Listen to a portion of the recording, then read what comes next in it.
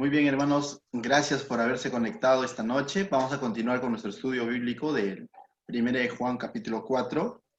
Y hasta el momento ya hemos visto del verso 1 al verso 6 cómo es que Juan confrontó o nuevamente volvió a mencionar a los falsos maestros, ¿no? Él puso ahí términos como el espíritu del error o como el espíritu del anticristo y confrontó a la iglesia a que siempre prueben la enseñanza, ¿no? Prueben la enseñanza, prueben de qué espíritu vienen las enseñanzas. Debido a que en el contexto de Juan, es bueno mencionarlo nuevamente, se estaban dando diferentes corrientes que tergiversaban la persona de Cristo, ¿no? Tergiversaban el carácter de Cristo. Y querían hacer ver a Cristo como un buen hombre, una corriente, ¿no? Como un buen hombre, pero que no era Dios. Y otra corriente como que era un espíritu, algo así como un fantasma, pero que no necesariamente había venido en cuerpo, ¿no? Entonces, eran pensamientos de filosofía griega que se estaban metiendo y básicamente ah, eh, atacaban la persona de Cristo, ¿sí? Y definitivamente sabemos que detrás de esto, Juan dice, está el espíritu del error, ¿no? Que, haciendo referencia al enemigo, ¿no? Que va a usar estas corrientes para tergiversar la persona de Cristo y así, de alguna manera, dañar a la iglesia, porque como iglesia nosotros tenemos nuestra mirada en Cristo y sabemos que Cristo es la cabeza, el fundamento de nuestra fe, ¿no? O sea, entonces si el enemigo tergiversa esa verdad, definitivamente va a hacer que la iglesia vive en un engaño, ¿no? Entonces, y hoy en día también lo hacen, ¿no? Hoy en día también, si tú haces una encuesta sobre quién es Cristo, algunos dicen que es un buen hombre, otros dicen que fue un buen maestro, un buen profeta, pero, ¿qué dice la Biblia? La Biblia dice que Él es el Hijo de Dios y justo la sesión pasada estuvimos viendo que Él es el unigénito, ¿no? La palabra unigénito significa el único, ¿sí? Hijo de Dios, idéntico a Dios, de la misma esencia que Dios, ¿no? Y es por eso que Juan exhorta a la iglesia a que volvamos al principio, ¿no? A lo que ellos habían palpado, a lo que ellos habían visto y que retomemos el mensaje que siempre ha sido, ¿no? El mensaje siempre ha sido desde el Génesis, toda la Biblia nos habla de Jesucristo. De alguna manera, las cosas que sucedieron apuntaban a la obra preciosa que iba a ser Cristo. Y definitivamente Cristo ya se había manifestado, había habitado entre los apóstoles, entre los discípulos, y ahora que ya los discípulos o apóstoles habían muerto y el último sobreviviente era Juan en el año 90, se estaban metiendo diferentes doctrinas para tergiversar por eso, ¿no? Entonces Juan lo primero que hace a través de estas cartas es confrontar esa falsa enseñanza, pero por eso, y lo confronta diciendo, ¿no? Que Dios es de luz y no es un Dios de tinieblas, ¿no? Que nosotros debemos andar en la luz del Señor, ¿no? Que Dios es luz. Pero también esta carta nos dice que Dios es amor. Otra característica de estos falsos maestros era justamente que el tema del evangelio, del amor de Dios, no lo llevaban a la práctica. Es decir, ellos pretendían vivir una religión, una filosofía, más su carencia era la falta de amor. Y definitivamente Juan aquí demuestra que esa falta de amor es porque no han conocido a Dios. Y Juan deja bien claro de que el que conoce a Dios, dice, tiene amor por el prójimo, ¿no? Dice, porque Dios es amor. Entonces, Juan ha planteado ahora un punto más, ¿no? Aparte de haber desbaratado los argumentos de estas falsas doctrinas, aparte de haber dicho que Jesucristo es eterno y que Jesucristo es Dios, aparte de haber dicho que todo aquel que confiesa que Jesucristo ha venido en carne, ese es de Dios, aparte de haber dicho eso, también dice, aquel que aborrece a su hermano es porque no ha conocido a Dios. Y muy por lo contrario nos exhorta a que amemos al prójimo, ¿no? Y ahí nos habíamos quedado, ¿sí? Y ahora mira, en el verso 11 nos quedamos, y ahora vamos a estudiar del 11 en adelante, y voy a leerlo desde el 11, porque nos corresponde el 12, pero vamos a leerlo desde el 11, dice, amados, si Dios nos ha amado, así debemos también nosotros amarnos los unos a los otros. ¿Se dan cuenta? Esa era su conclusión la semana pasada, ¿no? Si Dios nos ha amado, entonces también nosotros debemos de amarnos los unos a los otros. Así como el amor de Dios no debe de quedar en teoría, debe llevarse a un ámbito práctico, ¿no? Dios dijo que nos amó y envió a su Hijo amado en sacrificio por cada uno de nosotros. Y ahora lo que está diciendo, de la misma manera, si hemos entendido el amor de Dios, nosotros, la manera de manifestar ese amor es amando a quién? Al prójimo, ¿no? Unos a otros. Entonces, con esto Juan está diciendo que en la iglesia verdadera del Señor no debe de haber ese espíritu de división, de rencor, de odio, de aborrecimiento, de envidia, todo aquello que no tiene nada que ver con Dios, ¿no? Pero tú dices, pero pastor, a veces se da. Sí, a veces se da, y muchas veces ese a veces se da justamente es para filtrar, ¿no? Para filtrar al hombre natural, al hombre carnal y al hombre espiritual. ¿Y qué significa esto? Esto en otra carta lo trata a detalle Pablo, ¿no? El hombre natural es aquel que no ha conocido a Dios, el incrédulo, pero está dentro de la iglesia, pero es incrédulo. Está equivocadamente siguiendo una religión, pero está ahí. A lo que Jesús le llamó en algún momento la cizaña, ¿no? Pero también habla del hombre carnal. Es aquel hombre que sí ha creído en Dios, pero todavía se está dejando llevar por sus sentimientos, actúa en base a sus impulsos, lo que podríamos llamar como un bebé espiritual. Mientras que el hombre espiritual es aquel que realmente se está dejando guiar por el Espíritu de Dios. Y todo eso está en la iglesia. Todo eso está dentro del ámbito de los creyentes. Hablando de una iglesia local o de la iglesia universal, siempre va a ser así. Va a haber maduros espirituales, bebés espirituales y también no creyentes que creen que son creyentes, ¿no? O que piensan que son creyentes o infiltrados, ¿no? Y hasta que en algún momento Dios en su gracia y su misericordia los confrontará y se convertirán, ¿no? Hay testimonio de personas que dicen, yo fui durante muchos años a la iglesia, pero no hubo ningún cambio en mi vida hasta que realmente en una ocasión entendí la palabra de Dios, la creí de verdad y recién podría decir que a partir de ahí en adelante me convertí al cristianismo. Hay personas que dicen, yo nací en un hogar cristiano, mis padres eran cristianos, pero yo estaba simplemente por una religión, porque, bueno, como desde pequeño estuve, hasta que tuvieron que tener su encuentro personal con el Señor y su propio arrepentimiento, su propia confesión, y se convirtieron. Entonces, de tal manera que el pertenecer a una iglesia no te hace cristiano. Pero en la iglesia deberíamos estar los cristianos, definitivamente. Ha habido casos de pastores que después de haber estado incluso, tú dices, ¿cómo que un pastor puede estar? Se ha autoengañado, que ha estado viviendo, ha estado ejerciendo el pastorado simplemente como una profesión, ¿no? O sea, como una profesión más, y hasta que la misma palabra lo ha confrontado y se ha visto descubierto ante la palabra y ha terminado convirtiéndose, incluso ya habiendo sido pastor. Son casos, lógicamente, mucho más remotos, pero ha sucedido, ¿no? Entonces, por eso que Juan nos exhorta bastante a no visitar a Dios, a no practicar una religión, sino a vivir en Dios, a caminar con Dios, a tener una comunión con Dios. Esa es una de las esencias del cristiano, que no vive una religión, vive una relación con Dios. De tal manera que llega un punto en el que ya se le hace natural orar, se le hace natural leer la Biblia, estudiar la Biblia, ya no se le hace pesado. Ya no solo lo hace en medio de necesidad, ya no solamente ora cuando de pronto hay problemas, sino ya está cultivando una vida de oración, ¿no? Entonces, vemos entonces eso. Volvemos ahora sí al punto 12 en adelante, miren, dice, 12 digo, el punto 12 en adelante dice, nadie ha visto jamás a Dios. Si Dios nos dice, si nos amamos unos a otros, Dios permanece en nosotros y su amor se ha perfeccionado, dice, en nosotros.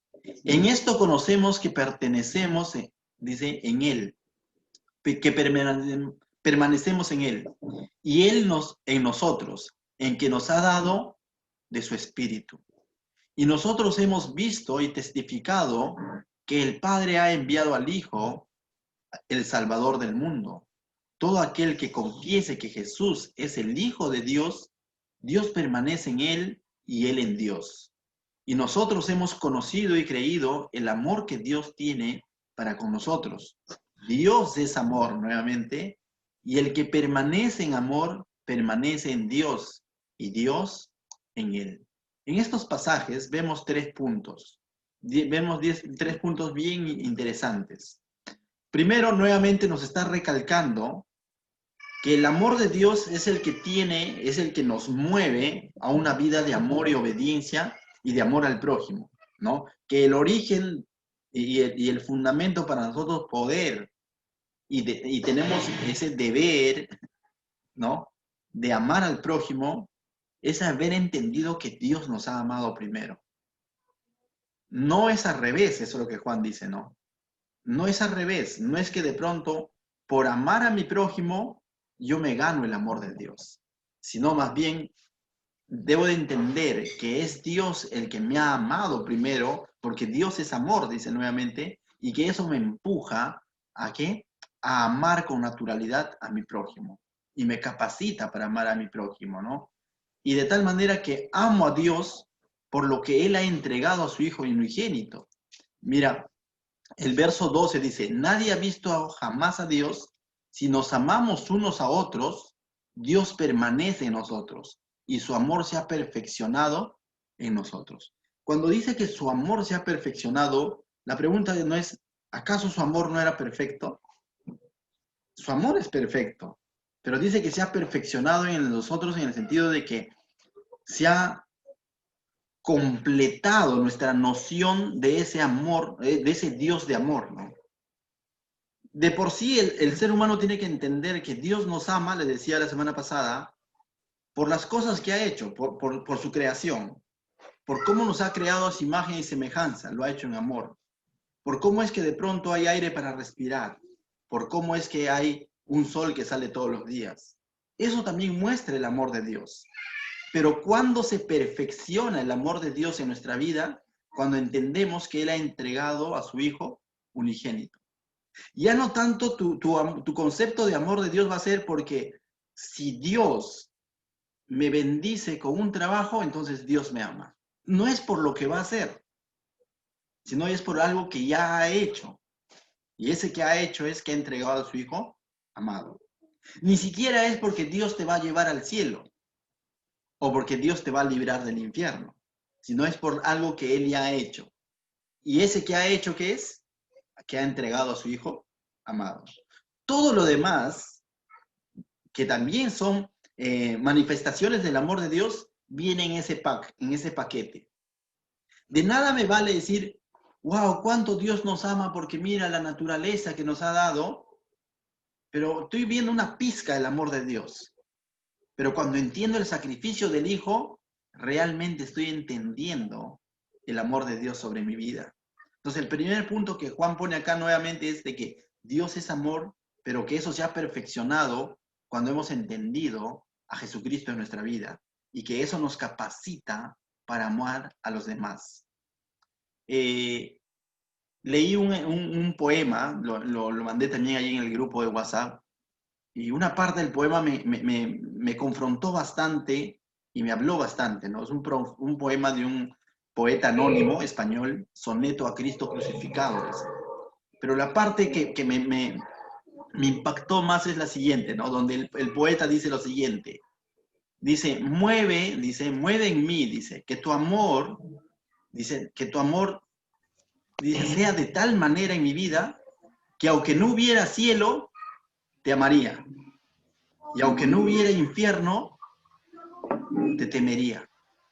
Mucha gente ama a Dios porque Dios le ha prometido un cielo, una vida eterna, que está bien, pero ahí estoy amando a Dios por los beneficios que me da Dios. Papá, ¿cómo te amo porque me vas a dar propina?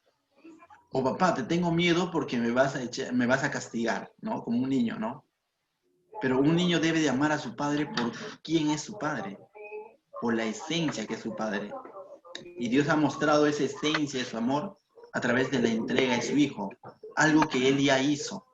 Entonces debemos de amar a Dios por algo que Él ya hizo por ti, por quién es Él, no tanto por lo que nos prometa o por miedo a no ir al infierno, ¿no? No sé si te ha pasado, pero en algún momento a veces dices, no,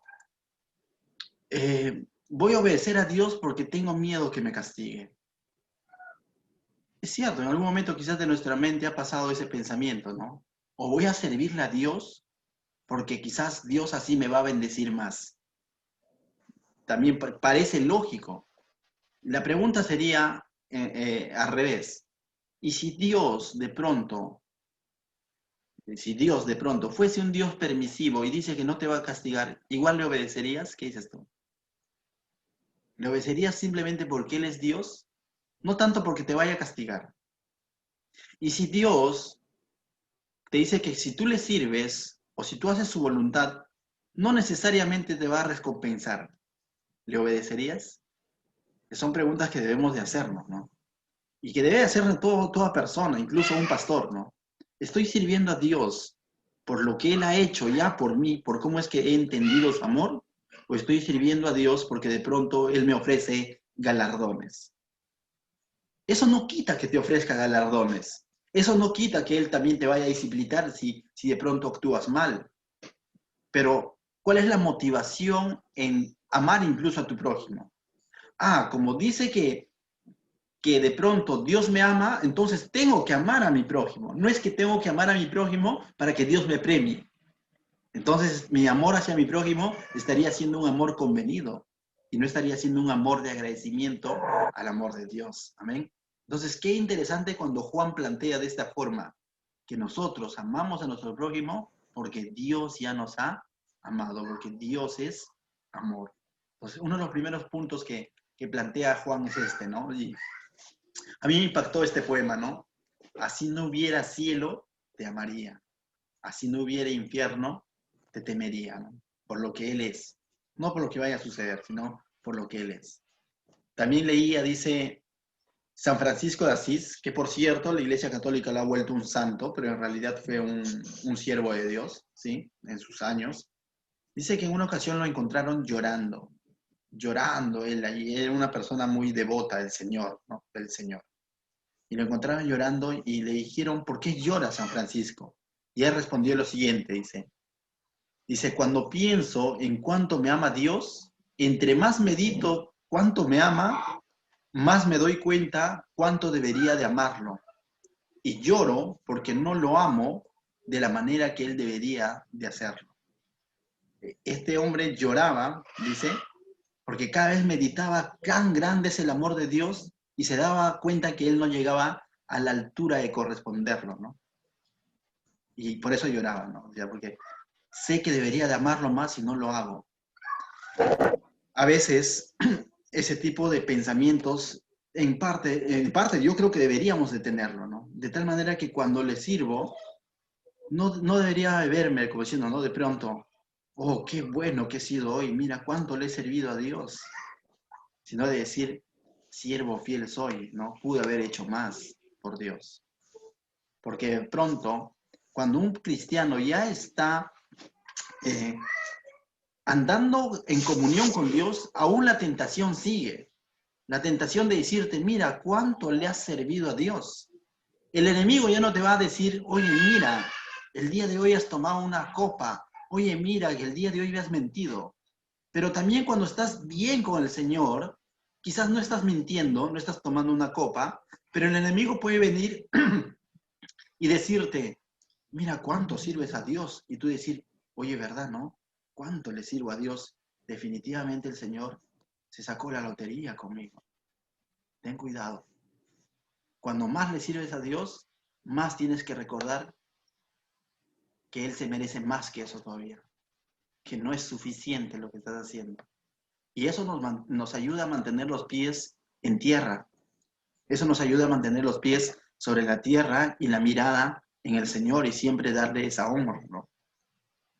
Entonces, pero el amor también no es solamente mera emoción, ¿no? Yo les he citado dos poemas prácticamente de dos hombres de Dios, pero no solamente son emociones, sino también que el Señor nos ha mostrado que el amor es algo práctico, ¿no? Y Él lo ha mostrado a través de Jesucristo. Y la semana pasada hablamos cómo es que Cristo también mostró su servicio a sus propios discípulos, siendo Él el Señor y el Maestro, se cogió la toalla y les lavó los pies, ¿no? O sea, y terminando de haber hecho ese acto, Jesucristo, ¿qué les dijo? No les dije ahora ustedes lávenme los pies, sino les dijo, ahora ustedes lávense los pies unos a otros. Y Dios hace lo mismo con nosotros eso, ¿no? Llevándolo a un término práctico. Si has comprendido, mi amor, Sofía, si has comprendido, mi amor, Teófilo, si has comprendido, mi amor, Judy, ¿sabes lo que tienes que hacer? Ama a tu prójimo. Y de esa manera me estarás demostrando que realmente me amas. Pero vas a amar a tu prójimo no pensando conseguir el amor de Dios, sino más bien como manifestación de que has entendido en lo profundo de tus convicciones, has entendido el amor de Dios sobre tu vida. Entonces ahora podrás aplicar generosidad para con las personas y darte cuenta que tu generosidad con las personas jamás va a poder pagar el amor de Dios sobre tu vida. En el verso 13 dice, en esto conocemos que permanecemos en Él, y Él es en nosotros, que nos ha dado de su Espíritu. Y aquí veo el segundo punto de por qué debemos de amar al prójimo. El primer punto es porque Dios nos ha amado, ¿sí? Eso nos capacita y nos demanda amar al prójimo como evidencia de la comprensión de su amor.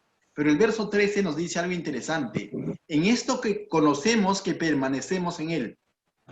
Primero, ¿cómo se conoce que permaneces en Dios? Cuando estás amando a tu prójimo. Pero en el punto 13 dice, también se conoce que tú permaneces en Dios, en el amor de Dios, que has comprendido el amor de Dios. Dice, y Él en nosotros, en que nos ha dado de su Espíritu. Definitivamente tenemos que entender por qué tengo que amar a mi prójimo, porque su Santo Espíritu vive en mí y Él me va a dar esa capacidad, me va a capacitar para poder amar, ayudar, servir al necesitado, a mi prójimo. No son mis emociones las que quieren servir a mi prójimo.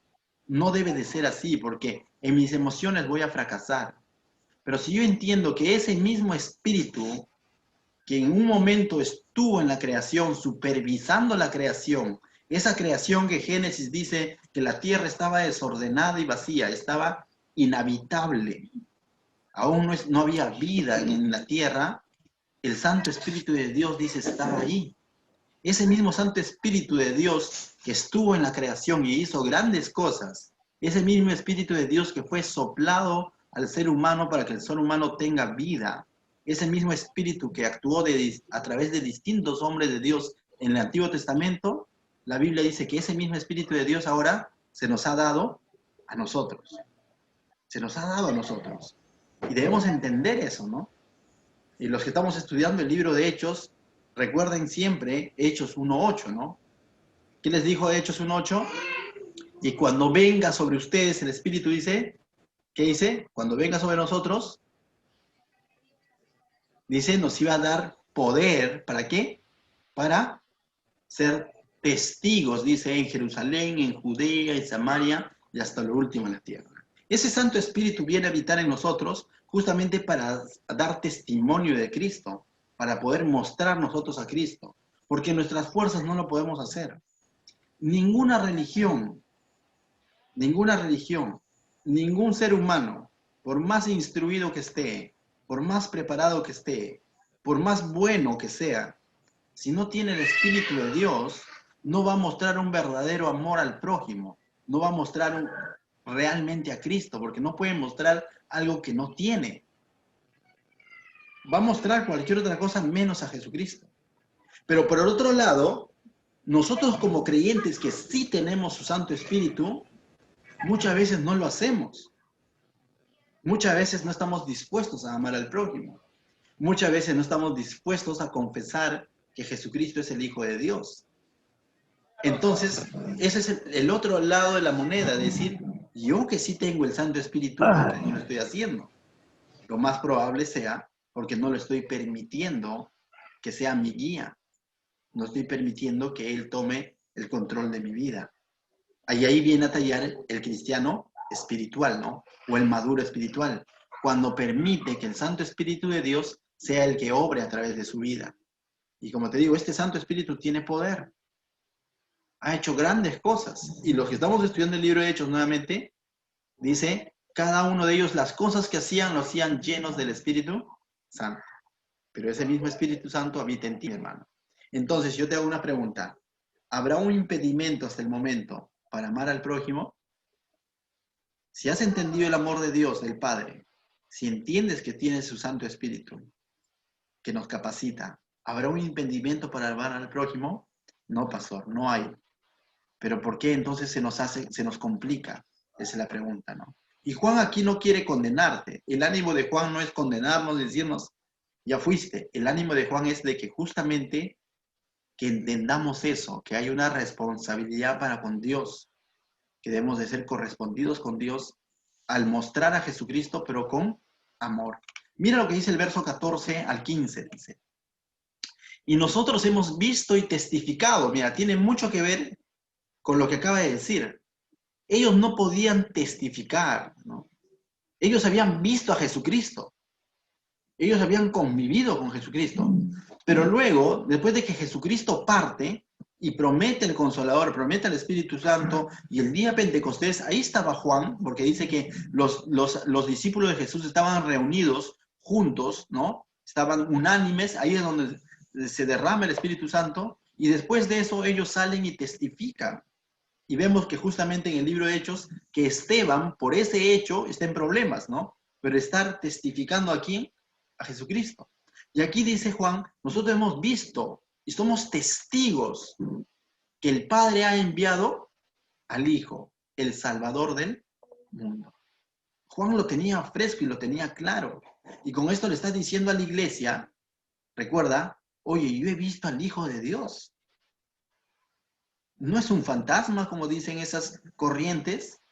Él realmente lo he palpado, dijo en el capítulo 1, ¿no? Lo he palpado, el Dios eterno, el Hijo, el Salvador del mundo, yo lo he visto. Y por lo que lo ha visto, ahora está dando testimonio, está testificando. Yo te digo, quizás no has visto, al igual que Juan, no hemos tenido ese privilegio, que al igual que Juan y los discípulos, de ver directamente a Dios. Pero créeme que si has visto, si ya eres creyente, has visto el amor de Dios sobre tu vida, cómo se ha manifestado. Eso que en algún momento has dicho, no sé cómo explicarlo. Tú has visto el favor de Dios sobre tu vida. Y si lo has visto, entonces si lo has visto, es tiempo de testificarlo, ¿no? Porque lo has experimentado. Pero alguien que no ha tenido esta comunión con Dios, no ha tenido este encuentro personal con Dios, ¿podrá testificar de Cristo? Definitivamente no. Puede hablar de Cristo, puede hablar de la existencia de Cristo, puede hablar históricamente de Cristo, pero no puede testificar en cuanto a su relación con Cristo. Juan tenía toda la autoridad para hacerlo, porque él era uno de los últimos discípulos que había conocido a Cristo, como dice, en persona, ¿no? 15. Todo aquel que confiese, por eso ya ahora exhorta a la iglesia, que confiese, ¿qué es? Que anuncie. No solamente que diga, yo creo, sino que anuncie incluso. Todo aquel que confiese que Jesús es el Hijo de Dios, Dios permanece en él y él en Dios. Y aquí vemos nuestro tercer punto. Aquí vemos el tercer punto. El primer punto, Dios es amor, Dios nos ama, Dios es la fuente de todo amor. Segundo punto, tenemos el Santo Espíritu de Dios. Y aquí vemos el tercer punto. Si realmente has conocido a Cristo en tu vida, si realmente has conocido a Cristo en tu vida, es tiempo que tú lo testifiques, lo comiences a anunciar. Anúncialo. ¿Y de qué manera lo voy a anunciar? Juan dijo, amando al prójimo. Entonces yo debo de amar al prójimo porque he entendido el amor de Dios, porque tengo su Santo Espíritu, porque es una manera práctica de anunciar el amor de Dios en Cristo. Es la manera práctica como puedo anunciar el amor de Cristo. Pastor, no tengo palabras, a veces no me fluyen, pero puedes servir a tu prójimo, puedes ayudar al prójimo. Y lógicamente, ayudarlo y ahí presentar a Cristo, con tus propias palabras, mostrar a Cristo. Entonces, tiene mucho que ver. ¿De qué vale, dice, no? Si de pronto viene el necesitado y dice, voy a orar por ti, no hago nada por ti. Tampoco la iglesia, Dios nos ha llamado a hacer obra social y no presentar a Cristo. Si hiciéramos solo eso, seríamos una ONG, ¿no?, que hace obra social. Nuestro llamado es presentar a Cristo. Pero el presentar a Cristo no solamente muchas veces es de palabra, sino también es con acciones. Amén. Con acciones de amor, de ayuda, de servicio, de sacrificio. Entonces, mis hermanos, Cuando a veces es triste, cuando dentro de la iglesia no se vive el verdadero amor unos a otros. Y cuando no se vive el verdadero amor unos con otros, ¿qué es lo que sucede? El mundo ve y observa. Y muchas veces eso es más visible todavía, ¿no? Dicen, esa iglesia dice que son cristianos, pero no hay amor entre ellos. Muy por lo contrario, hay riñas, peleas y todo lo demás. Entonces, ¿de qué amor me pueden hablar? Pero cuando la iglesia se identifica, pero la iglesia tampoco puede andar diciendo, oye, hermano, te amo, hermano, te amo, en Cristo, ¿no? Sino, ¿cómo es que la iglesia muestra este amor entre los prójimos? En la comunión unos con otros, en la ayuda unos con otros. Y eso lo vemos en Hechos, ¿no? De cuando había una necesidad, estaban supliendo las necesidades de los hermanos que pasaban necesidad, ¿no? Y le dice, y esto era de admirar, dice, entre las personas, ¿no? Dice, se admiraban de la iglesia al ver cómo es que de pronto sucedía esto, ¿no? Entonces, es interesante. Hechos 2:47 dice, y tenían favor con el pueblo y Dios añadía cada vez más a los que debían de ser salvos. Entonces vemos un evangelio práctico también, un evangelio donde estuvieron dispuestos muchas veces a perder ciertas comodidades, pero para poder ser de bendición, de ayuda para alguien más. Entonces, ese es un cristianismo íntegro, completo, ¿no?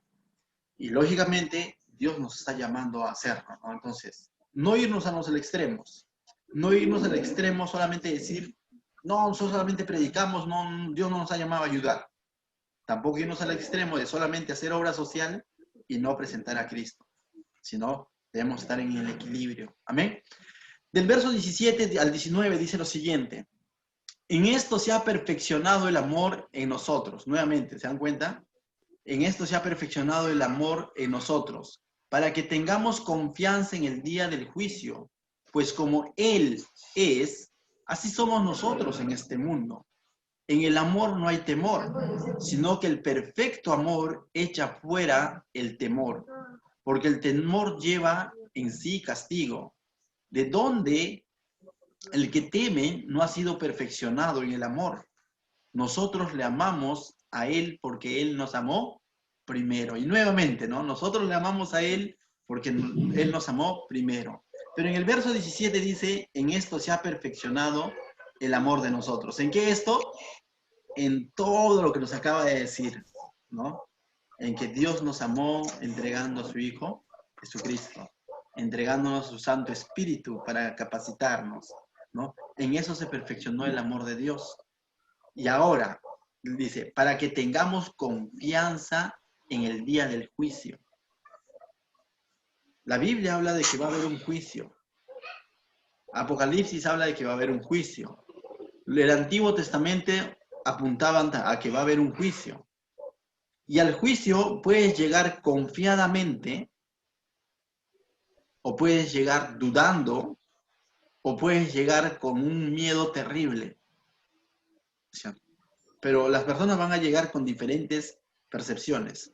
Algunos confiadamente, otros dudando y otros totalmente aterrorizados, con miedo, ¿no? Con temor.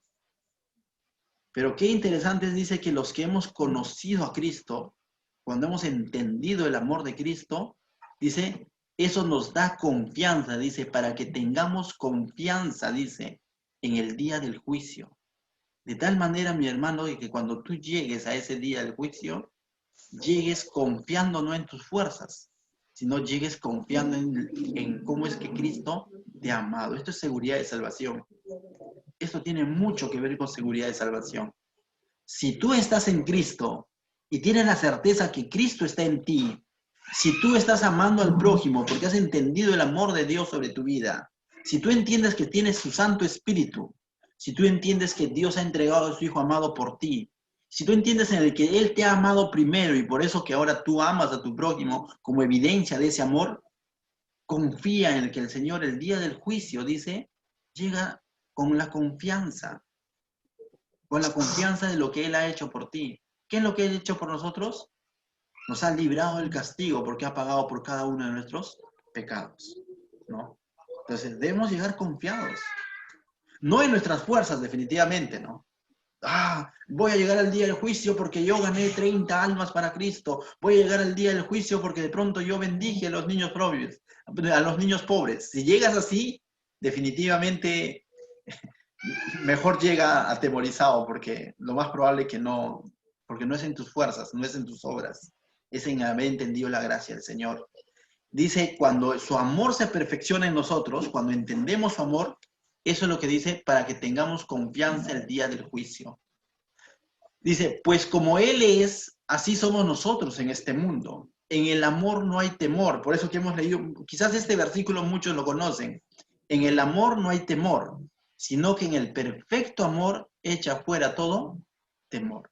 Yo te pregunto, ¿quién es el que te ha quitado o quién es el que quita el pecado del mundo? Porque el que nos llena de temor es este mundo, el pecado. Eso es lo que nos hace llegar con temor al día del juicio. Mucha gente llegará aterrorizada porque le rechazó a Cristo aquí en la tierra, estando aquí en el mundo.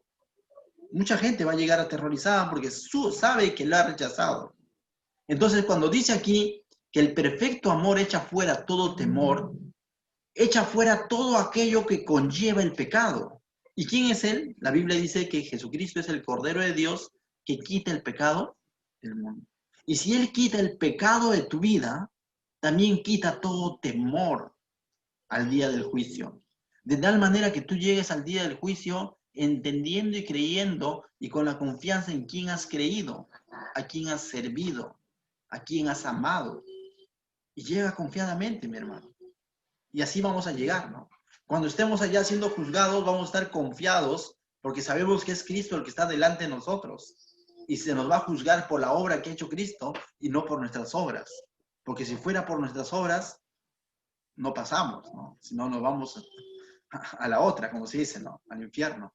Entonces, qué interesante, ¿no? Y aquí habla, ¿no? Dice, porque el temor lleva en sí castigo, hablando del castigo eterno, porque está hablando del día del juicio, de donde el que teme no ha sido perfeccionado en el amor de Dios, es decir, no ha entendido el sacrificio de Cristo, no ha entendido el amor de Dios.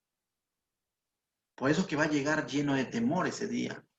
Entonces, mis hermanos, yo te animo a que en estos versículos muchas veces se usa fuera de contexto y se dice, en el perfecto amor echa fuera todo temor. No le tengas miedo a las arañas porque tú tienes a Cristo en tu vida, porque su perfecto amor echa fuera todo temor.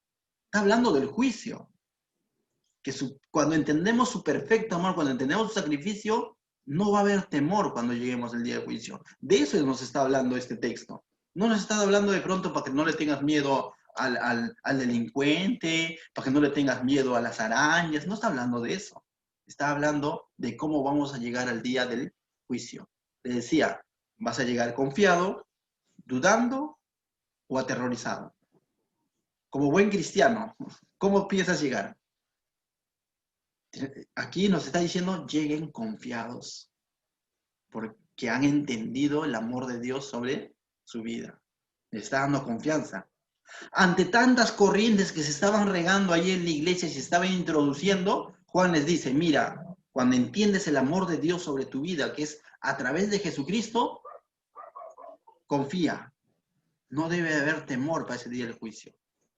Pero si de pronto tú creías que eres salvo porque vas a la iglesia, porque de pronto de niño te bautizaron, o porque de pronto hiciste la primera comunión, o porque de pronto ayudaste a los niños pobres, si tú piensas que a través de esos actos, a través de esas obras, te has ganado el amor de Dios, ahí sí ya fuiste, porque su amor no se ha perfeccionado en ti. La forma como se perfecciona su amor en nosotros es el entender, obedecer su amor a través de Jesucristo. Por eso que concluye en el verso 19 diciendo, nosotros le amamos a Él porque Él nos amó primero. ¿Te das cuenta cómo resume Juan en dos frases? Nosotros le amamos a Él, tenemos confianza en Él y ya no hay temor del día del juicio porque Él nos amó primero. Porque al revés sería todo lo contrario. No le amaríamos, no podríamos amarle y estaríamos andando en temor por el día del juicio, inseguros. Pero en Él hay seguridad. Entonces, mis hermanos, estate seguro. Si alguien te pregunta, oye, ¿qué pasa si te mueres hoy? Ay, no sé, en la mañana hice una mentirita piadosa y parece que me iría al infierno. Que tu confianza esté en lo que Cristo ha hecho. Esa es seguridad de salvación, mis hermanos. Esa es doctrina pura. Dice, entonces, verso 20, ¿sí? Entonces, mira, si alguno dice, y ahí ya viene Juan a lo aplicativo, dice, entonces, ya para terminar ese capítulo, dice, entonces, ¿ya? Si alguno dice, yo amo a Dios y aborrece a su hermano, es que dice, mentiroso. Pues el que no ama a su hermano, ¿a quién ha visto? ¿Cómo puede amar a Dios que sí ha visto? Que no ha visto, disculpe, ¿no? Este lente me está fallando. Dice, pues el que no ama a su hermano, ¿a quien ha visto? ¿Cómo puede amar a Dios a quien no ha visto? Y nosotros tenemos este mandamiento de él. El que ama a Dios, ame también a su hermano. Y lo lleva a algo práctico ya. Nos está animando, te vuelvo a decir nuevamente, Juan, su ánimo no es condenarte, sino es animarte a que hagamos práctico nuestra respuesta de amor para con Dios. Que si hemos entendido el amor de Dios sobre nuestra vida, lo llevemos a un ámbito práctico. Ama a tu prójimo. Su ánimo no es condenarte, decirte, si tú no estás haciendo esto, ya fuiste. No es eso, sino te está diciendo que si has entendido el amor de Dios, entonces ama a tu hermano. Y ahora lo pone como mandamiento, ¿no? Dice el mandamiento, dice 21, y nosotros tenemos este mandamiento de él, el que ama a Dios, ame también a su hermano. Todos batallamos con esto, ¿sí o no? O hay alguien aquí que dice, no, pastor, yo ya lo entendí todo y yo amo a todos. Todos batallamos con esto. Pero justamente por eso Juan nos pone ese reto. Nos pone ese reto para no autoengañarnos, para, como ahí dice, ¿no? Para no caer en el engaño, en la mentira, de pensar que de pronto Dios me da a elegir a quién debo de amar, que de pronto voy a amar para que Dios me ame. Eso es engaño. Ya, ¿qué voy a hacer? Pues voy a amar a mi prójimo para que Dios me ame. Y Juan dice, así no es al revés. Como Dios te ama, entonces tú ama. Ese es el verdadero orden, dice Juan. Entonces, no sé si ustedes vieron, hace poco yo posteé un pensamiento que decía, ¿no? El amor al prójimo no es un requisito para ser salvos. La obediencia a Dios tampoco es un requisito para ser salvos, ¿o sí? Porque si fuera así, sería por obras. ¿Sí o no? Pero es una manifestación de que ya soy salvo. Si digo ser salvo, si digo ser hijo de Dios, ¿de qué manera debo manifestarlo? Obedeciendo y amando a mi prójimo. Obedeciendo a Dios y amando a mi prójimo. No es un requisito, pero si yo digo que soy salvo por gracia, entonces debo de hacer lo otro. Pastor, no se entiende. Sí se entiende. Que no voy a poder ser capaz de obedecerlo ni de amar a mi prójimo si antes no soy salvo. Si antes no he entendido el amor de Dios en mi vida. Entonces, eso que nos anime, hermanos.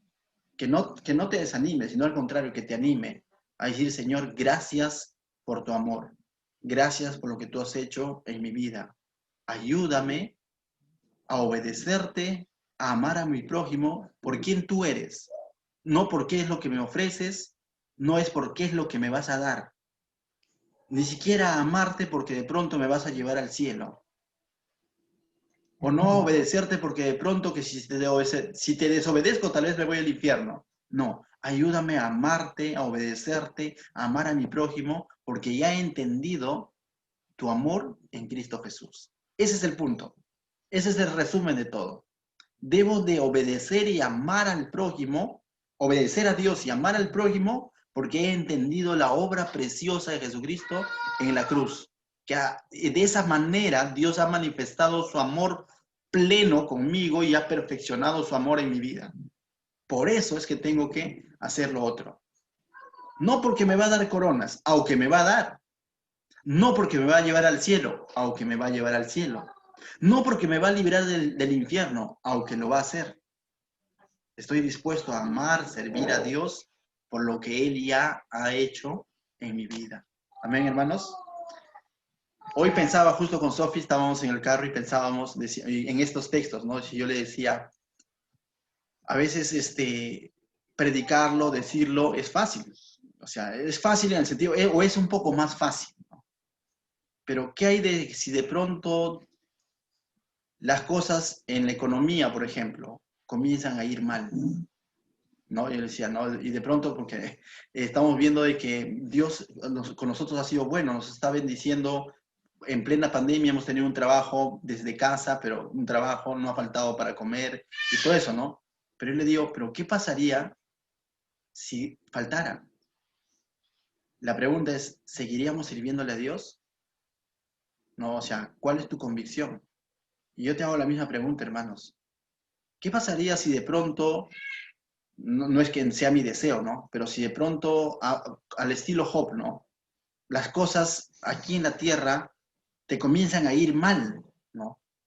Te comienzan a ir mal y te metes en un negocio y te va mal. Te metes de pronto a un trabajo, te va mal y de pronto se enferma un ser querido y comienzas a recibir noticias malas, ¿no?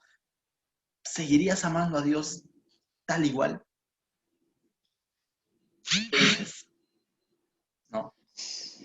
Ahí es donde muchas veces nuestra fe es como yo suelo decir esta palabra, es hackeada, ¿no?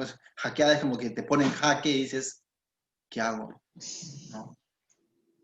Yo veo que muchos que a pesar de la pandemia están perseverando y eso me trae mucha alegría. Que a Dios no solamente se le sigue un templo, ¿no? Aún a través de la tecnología le podemos seguir. Valoro mucho cuando de pronto veo a alguien que me dice, pastor, no tuve internet o no tuve celular y he ido a prestarme un celular porque no quiero perderme la palabra de Dios. Y digo, wow, eso solo lo puede hacer Dios.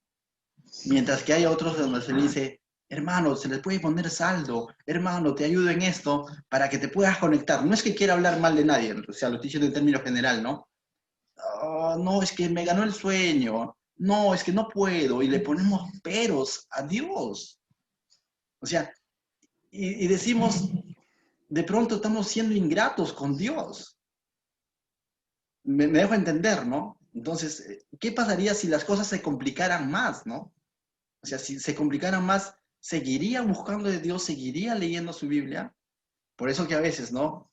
Es fácil decir te amo cuando de pronto te ha dado un buen trabajo, pero ¿qué hay si pierdes ese trabajo? ¿No? O sea, aún ahí deberíamos estar dispuestos a amarnos y a amar a Dios y obedecer a Dios, aún en medio de nuestra necesidad.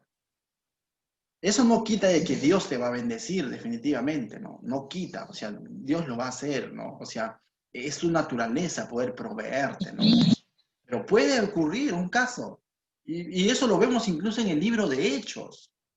Vemos a Pablo constantemente pasar por situaciones de necesidad, ¿no? Vemos a Pablo naufragando. Vemos a mismo Juan, el que escribió este libro, cuando Juan escribe su último libro, el Apocalipsis, estaba desterrado en una isla.